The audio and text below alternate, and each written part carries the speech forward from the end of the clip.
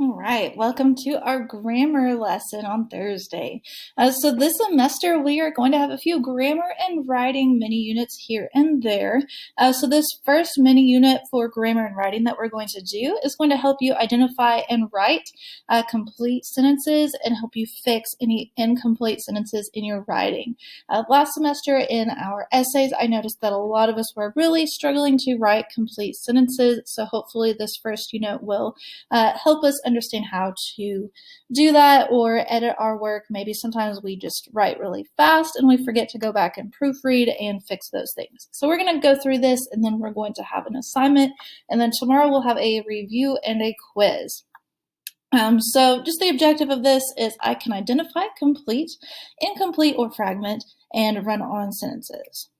All right, so this is just a brief rundown of what a complete sentence actually is.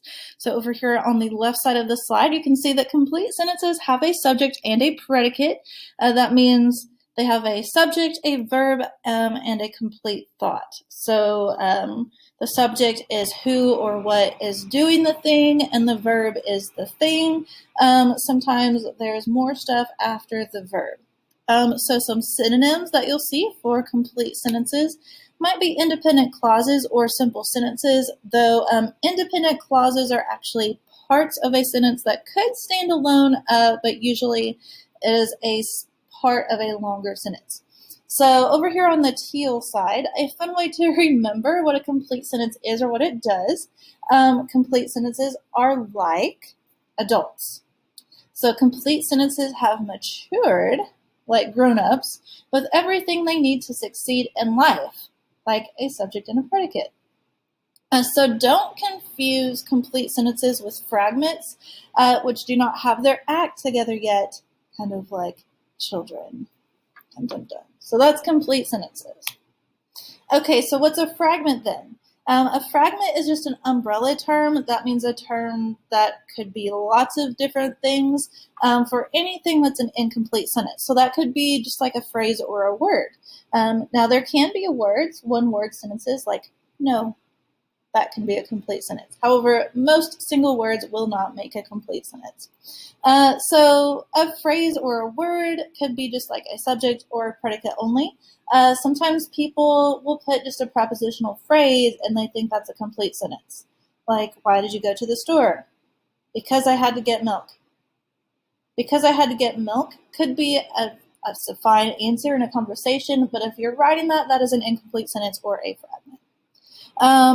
Also, a dependent clause can be a fragment. So if it does not have a subject and a predicate, but it cannot stand alone for some reason, so it doesn't express a complete idea, that makes it a dependent clause. So a hint would be to look out for all these letters. That stands for although, after, as, when, while, until, before, because, if, or since. Those are all conjunctions that are used in a sentence to create a dependent clause and link it onto an independent clause. So if you see one of those words and that's it, that's the only thing in your sentence, you have a fragment on your hands. So over here on the teal side, the fun way to remember is that a fragment could be something that's broken, like a fragment of glass. Also think about the adults thing from the last slide. Fragments are like children. They're not grown up yet. They don't have all their needed parts, and they can't stand alone like a complete sentence could.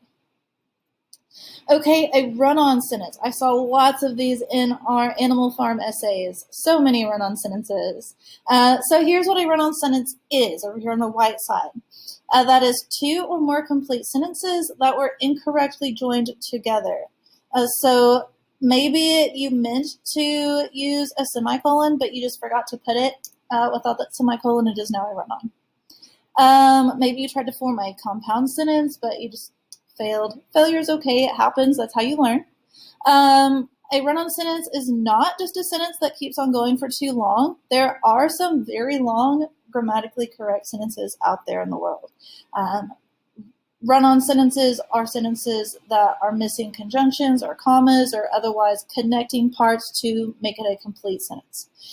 So if you didn't learn the fanboys conjunctions in middle school, here they are. Fanboys stands for and, nor, but, or, yet, so. Those are all, those are all conjunctions that you can use to correct a run-on sentence. So over here on the teal side, the fun way, if complete sentences are like adults, then compound sentences are like marriage in all caps. So you notice in the gold color, the gold text, we have a semicolon that stands for the blingy ring you take to Vegas. That's one marriage option. So here's an example. Reading is relaxing, semicolon. Writing is exciting. Those are two very simple, very boring sentences that have been made into one compound sentence using a semicolon. So they went from two boring sentences to one slightly more interesting sentence. You could use a comma plus a fanboys conjunction. That would be more like a humble wedding band and a priest. So you have to have both, or if it's a run-on. If you just have a comma and no conjunction, run-on. If you have a conjunction and no comma, still a run-on. So you have to have both. So we've got two examples for this one. We've got I like dogs, comma, he likes cats. We're missing a conjunction there. I like dogs, comma, but he likes cats. Would fix that. The next one, I did my homework, but I left it at home. They forgot their comma. I did my homework, comma, but I left it at home. And then you could also divorce your sentences. Maybe you don't want them to be together anymore. You would like to divorce them. So you can use a period to separate two run-on sentences. So you would keep them as two simple sentences instead of one compound sentence. So let's go back up to this top one, our marriage. So let's say we want to divorce these two. Instead of putting a semicolon, we would put a period and then, of course, capitalize the W in writing. So those are three ways that you can fix run-on sentences.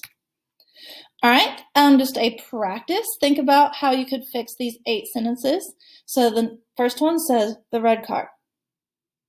Okay, what is that? Think about it. Number 2 says running across the field. Okay. Number 3, since the game started. Number 4, we are best friends. Number 5, I forgot to text my mom. Number 6, we should go study. The test is tomorrow. Number 7, grammar is easy. People just need to memorize the rules. Number 8, run-ons come from compound sentence errors, and we should proofread more closely. All right, that is the end of the slides. Your assignment is below down here in a Google Doc. So I've already opened it in another tab, so we don't have to sit here and wait on my computer to load. However, I am going to make it slightly larger for the sake of this video. Okay, so you can see this Google Doc. It says grammar guided notes, complete sentences, fragments, and run-ons. What you're going to do is you're going to go back through the slides after watching this video, and you're going to fill in these blanks. As you fill in the blanks, instead of like typing in the middle of it, I ask that you actually delete the blank and then type in the word. So like delete it and then type in your word. Hopefully that makes sense. Okay, so that's how you're going to do that. Down here, you're going to continue filling in these blanks. Continue filling in blanks. It's basically like taking notes, but easy. And then here's the practice from that last slide we looked at. You're just going to label whether it's a complete sentence, a fragment, or a run-on. Again, please delete the blank and then type in whichever one you think it is. These, you are going to decide your answers as whether they are a phrase, a dependent clause, or a complete sentence. Just a hint that's right here in the instructions, there are no run-ins on this particular list. So your options for this section are phrase, dependent clause, or complete sentence. This next section, you're going to look at a bunch of run-on sentences and then tell why they are run-ons. You're not correcting them, you're telling why they are run-ons. The first two were in earlier in this video. And then this second section down here, it's actually our last section of the Google Doc. You're just going to tell me why the sentence is correct? Why is it not a run-on? Why is it not a fragment? So I'm just looking for one sentence of explanation for each of these sections. So you've got a few sections to do, but it's not terribly difficult, and I hope this video was helpful. If you have questions, please don't hesitate to ask me via email, or if you are a traditional student, please ask in class. Thanks, bye.